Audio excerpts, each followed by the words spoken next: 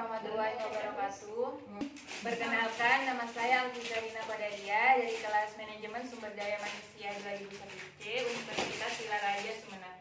Di sini saya akan mewawancarai salah satu pelaku UMKM di Desa Karanganyar.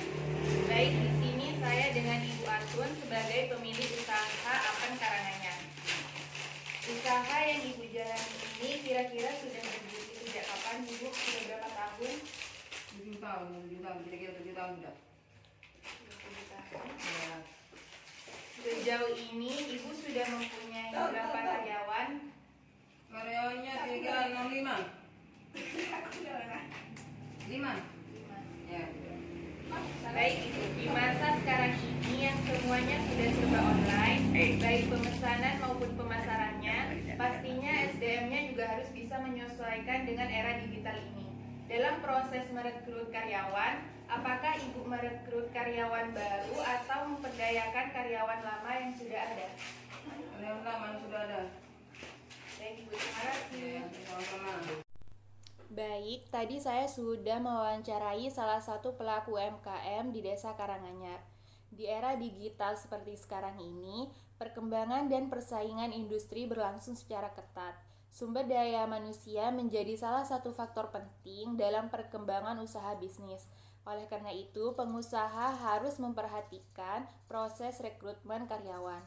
Usaha Apen yang dijalankan oleh Ibu Atun, beliau tidak merekrut karyawan baru, melainkan mempekerjakan karyawan lama yang sudah ada. Sistem pemesanan yang beliau jalankan yaitu bukan open order tiap saat, melainkan harus memesan terlebih dahulu apabila dalam skala yang banyak. Karena beliau hanya memproduksi Apen dari malam hari hingga pagi hari saja. Karena usaha beliau sudah cukup lama, sekitar 7 tahun, tidak heran jika beliau sudah mempunyai karyawan sebanyak 5 karyawan untuk memproduksi Apen tiap harinya. Beliau juga sudah mempunyai reseller lebih dari 10 orang yang siap tiap pagi membeli produk Apen beliau.